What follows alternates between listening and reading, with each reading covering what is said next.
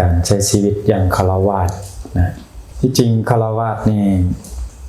เราก็ได้ฮู้กันแล้วเนาะถึงจะฮู้ก็ตามบ่ฮู้ก็ตามนี่โดยธรรมดานี่มันเป็นจังซี่เป็นเพศที่คับแคบเป็นเพศที่เต็มไปด้วยความยุ่งยากสับสนสารวนอลเวงที่เอิ้นว่าโลกจังไหนจริงที่อยู่ในสภาพกับสิ่งที่สารวนนี้ได้ด้วยผาสุกตามอัตภาพดังนั้นเราจึงต้องเข้าใจนะเข้าใจในหน้าที่ในบทบาทและก็ปฏิบัติตามหน้าที่ตามบทบาทจริงนักปราชญ์อาจารย์เพิ่นจริงว่าชีวิตเนี่ยก็เหมือนกับการเดินทางเนาะแม่นบ่อาจารย์เดินทางบ่เดินบ่ให้ออกในครูเดินแต่บ้านเกินจนมาฮอดวัดด่านก็นั่นชีวิตคือการเดินทางเนาะอันนั้นเป็นระยะทางที่สั้นแต่ระยะทางที่ไกลนั่นก็คือว่าตั้งแต่มือเกิดมาจนฮอดมือเฮาจะลาลับไปนี่นั่นคือการเดินทางของชีวิตแล้ววันอุปมาว่าการเดินทางของชีวิตถ้าชีวิตใดถ้าการเดินทางใดที่มีไปตามวงจรของเส้นทางไปตามแมปเนาะภาษาสมมุตินี่ก็นะ Google Map หรือว่ามีแมป road map บ่หยังก็ตามเส้นทางนะแล้วก็เข้าใจในระเบียบกฎจราจรอย่างต่างๆการเดินทางนั้นก็จะปลอดภัยโดยที่ผ่านการลดผ่อนซึ่งอุบัติเหตุอย่างต่างๆชีวิตของเราก็เหมือนกันเนาะถ้าว่าคาดการมีระเบียบวินัยอย่างต่างๆเนาะก็แน่นอนก็จะปล่อยไปตามเรียกว่ายถากรรมเคยได้ยินคำว่ายถากรรมบ่ไม่ออกเคยบ่ยถากรรมแปลว่าหยังไม่ออกอันอำนวยการเพิ่นยถานั้นแปลว่าตามแต่เนาะกรรมก็คือว่ากรรมนั่นแหละหรือว่าสุดแล้วแต่กรรมหรือจะว่าสำนวนนึงก็สุดแล้วแต่วาสนาก็แม่นแต่ว่าในที่นี้พระพุทธเจ้าเพิ่นก็บอกได้ว่าสุดแล้วแต่กรรมนี่บ่แม่นสิปล่อยไปตามเด้กรรมนี่คือหยังเอามาเนี่ยมาเข้าใจกันว่ากรรมก่อนกรรมนั่นคือหยังเอาชื่อเด้อกับเมื่อนี้คันในครู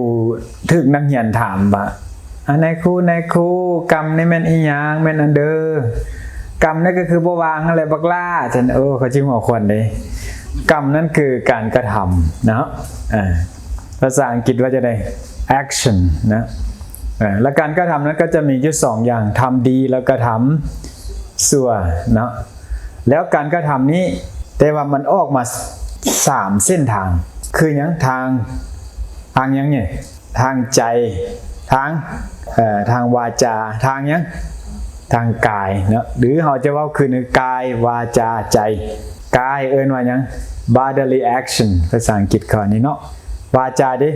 verbally action นะใจเด้ mental action นะการกระทำทางกายทางวาจาทางใจบัดทีนี้เมื่อกระทำกาย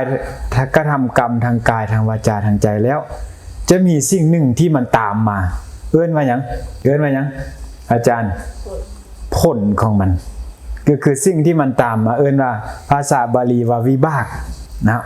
วิบากเฮาเอิ้นว่าผลเหมือนกับเฮาปลูกมังโมมันจะมีผลของมันก็คือหยังเฮาจะได้มังโมนั่นแหละปลูกมะพร้าวผลของมันจะได้หยังมะพร้าวอันนี้ก็คือว่า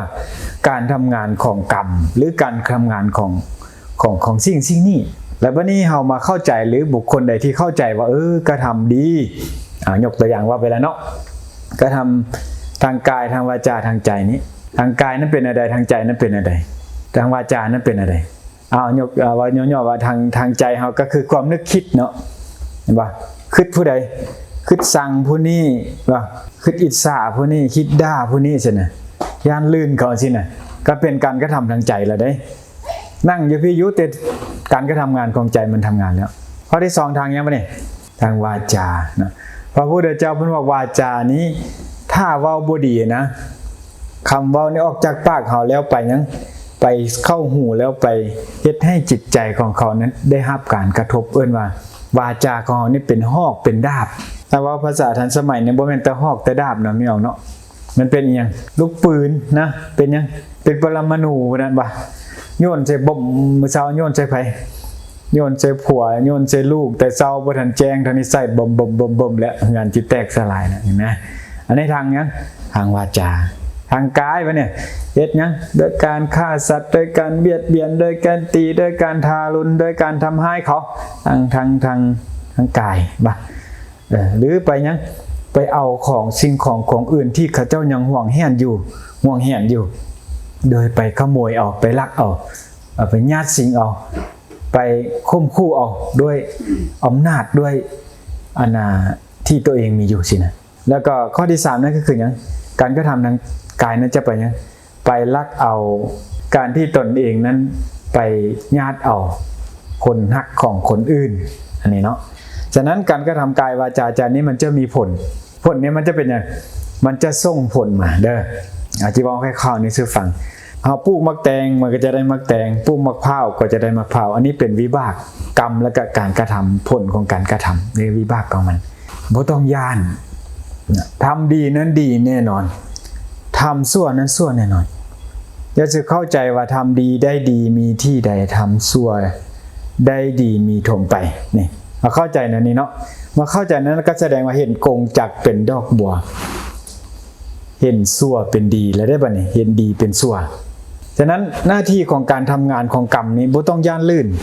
มันทำงานของมันเองแต่มันจะส่งผลอยู่3อย่างข้อที่1นั่นก็คืออย่าง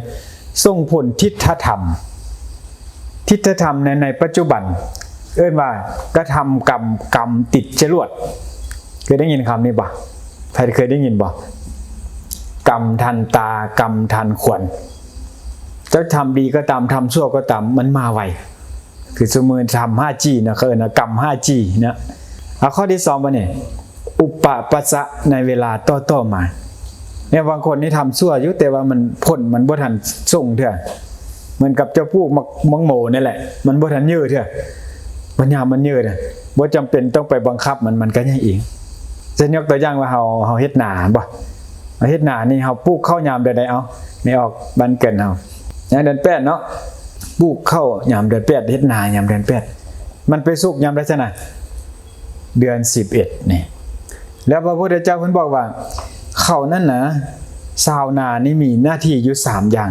1เวลาฝนตกลงมานี่ชาวนานั้นทำการคาดการไถ2มาเนี่ยชาวนาได้หยังชาวนานั้นทำการว่านหรือดำเนาะภาษาบ้านเนาะ3มาเนี่ยชาวนานั้นทำการเบิ่งน้ำเป่งน้ำเข้าเปิดน้ำออกอย่างต่างๆนี่แต่ชาวนานั้นบ่มีสิทธิ์อำนาจวาสนาไปบังคับให้เข้านั้นสุกทันควันทันมือทันเวลาได้ทั้งที่เขาเองนั้นเป็นผู้เฮ็ดแต่มันจะให้เวลามันให้ผลในเวลาข่าวอันสมควรแก่มันเพราะฉะนั้นกรรมก็เหมือนกันบ่ต้องย่านว่าเขาทำดีนะมันจะบ่ได้ดีเขาทำชั่วจะบ่ได้ชั่วบ่ต้องผู้ย่านมันทำแน่นอนของมันนั้นสิ่งที่ซื่อสัตย์ที่สุดบ่มีการคอร์รัปชันได้นั่นก็คือกรรมซื้อได้บ่ซื้อจ้างเจ้าอวยได้บ่ซื้อได้บ่ได้นี่บ่แต่นี่แหละผู้ใดทำดีแล้วคิดว่ามันบ่ได้ดีบ่ต้องน้อยใจเดี๋ยวผลมันจะส่งมา1มันจะส่งทันการ2จะส่งหยังทันหยังในเวลาต่อมาโอ้จะเป็นบุญเนาะพาตัวเกือบตายนี่คันแม่นนั้นละตายแล้วนี่ยังเป็นบุญเนาะเคยเป็นอยู่บ่เนาะไอ้ว่าพาเจอจังนั้นหยังอยู่ดีมีแรงสุขภาพดีโอ้ผู้นั้นจักเป็นจังหยังบ่มึงแม่มีเงินมีคำแล้วบ่ได้ไปเที่ยวเงินบ่ทันแล้วตายก่อนนะนี่โอ้ยกำลังสิซื้อรถใหม่แล้วเป็นมะเร็งก็แล้วนี่เห็นบ่อันนั้นเอิ้นว่าผลกรรมมันส่งมาในเวลาต่อมาเขาตมะอัปปรปริญญาเนี่ยแปลว่าในเวลาทัดเข้าไปหรืออาจจะเป็นบั้นท้ายของชีวิตของเฮาหรืออาจจะเป็นชาติหน้าก็เป็นได้เป็นว่าจังซี่เนาะฉะนั้นเฮาเชื่อในเรื่องกรรมอะไรนี้แล้วบ่ต้องย่านให้อยู่ในโลกนี้ด้วยความที่เบิ่งตัวเองเป็นที่พึ่งของตัวเองนะอย่าไปพึ่งสิ่งอื่นเลยก็คือพึ่งหยังพึ่งกรรมนั่นแหละนั่นบ่อาจารย์ว่าไปแล้วว่ากรรมดีผลดีกรรมชั่วผลชั่วแล้วเฮาเชื่อในเรื่องกรรมของเฮานะบัดทีนี้กลับมาสู่ว่าถ้าอยากอยู่ในโลกด้วยความผาสุกมีเส้นทางโคจรเส้นทางเช่นนี้จะให้มันราบรื่นปลอดจากภัยทั้งหลายนี้ภัยเส้นทางของชีวิตนี่นะ the way of life นี่นะ